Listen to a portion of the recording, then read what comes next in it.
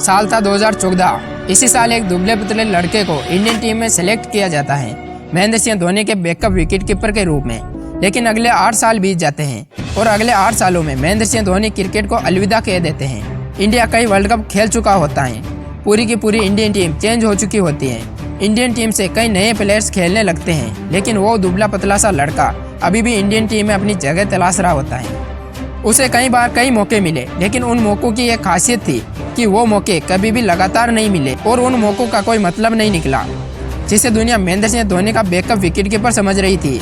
आज वही लड़का इंडियन टीम में बैकअप प्लेयर है। दोस्तों, इंडियन प्रीमियर लीग को आज भले ही कुछ लोगों द्वारा पैसों में तोलकर देखा जाता है, लेकिन इस बात को भी कोई नकार नहीं सकता है कि हुनर के मामले में ये लीग एक अच्छे और अनुभवी जौहरी का काम करती है। हर साल जहाँ कुछ नए खिलाड़ी यहाँ अपने आप को साबित करने आते हैं, तो वहीं कुछ खिलाड़ी ऐसे भी होते हैं जिनके हुनर को यहाँ पर हर साल एक मंच प्रदान किया जाता है, जहाँ वे अपने जोहर को तराशने का काम करते हैं। इसी जौहरी के हाथों में रहकर अपनी चमक से सबको चकाचौंध कर देने वाले एक हीरे का नाम है संजू सैमसन। ये कहानी है 26 वर्षीय संजू सैमसन की। इंडियन क्रिकेट का क्रिकेट इतिहास बताता है कि इंडियन टीम में कई लेजेंड्स आए और कई लेजेंड्स गए। कई प्लेयर्स रातों रात स्टार बन गए तो कई रातों रात बर्बाद हो गए। कई अपने पीक फॉर्म से गायब हो गए तो कईयों को पीक फॉर्म में रहते हुए भी सिलेक्ट नहीं किया गया। इग्नोरेंस की एक ऐसी बीमारी जिसने कई प्लेयर्स के कैरियर को बर्बाद कर दिया, और आज इसी बीमारी से जूझ रहा है वो लड़का संजू सैमसन। नमस्कार दोस्तों, स्वागत है आपका learn and inspire with DK की इस खास सीरीज इंडियन क्रिकेटर बायोग्राफी में। तो चलिए शुरू से शुरू करते हैं इस कहानी को।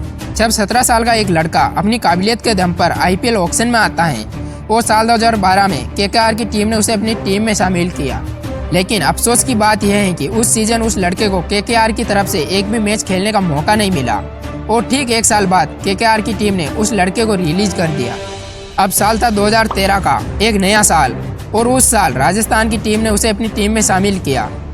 उस साल उस लड़के ने अपनी काबिलियत का परिचय देते हुए IPL के अपने डेब्यू मैच में 41 गेंदों में 63 रनों की धुआंधार पारी खेली और IPL इतिहास में सबसे कम उम्र में अर्धशतक लगाने का रिकॉर्ड अपने नाम कर लिया। उसकी काबिलियत को देखते हुए उसे साल 2014 में इंडियन टीम में सेलेक्ट किया जाता है महेंद्र सिंह धोनी के बैकअप विकेट कीपर के रूप में। वो लड़का टीम का हिस्सा तो था, लेकिन उसे खेलने का मौका नहीं दिया गया।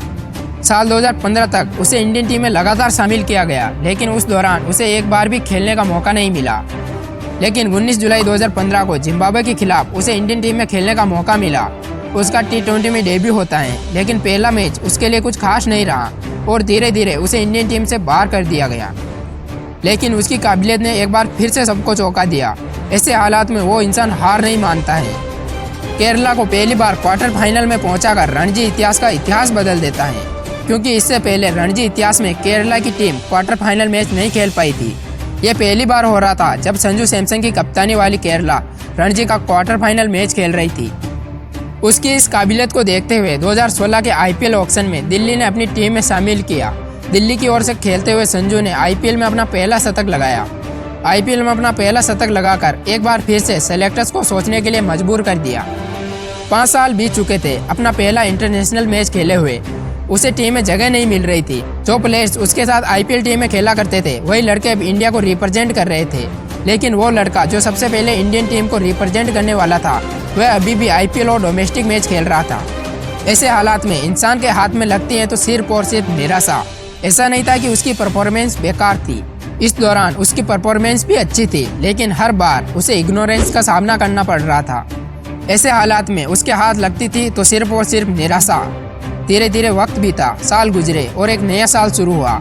वो साल था 2021 जब उसका ODI टीम में डेब्यू होता है, और डेब्यू के कुछ मैचों के बाद ही एक बार फिर से उसे इंडियन टीम से निकाल दिया जाता है। बात उसके डेब्यू की नहीं और नहीं उसके मैच खेलने की थी। बात थी तो लगातार मौकों की जो उसे कभी नहीं मिल रहे थे।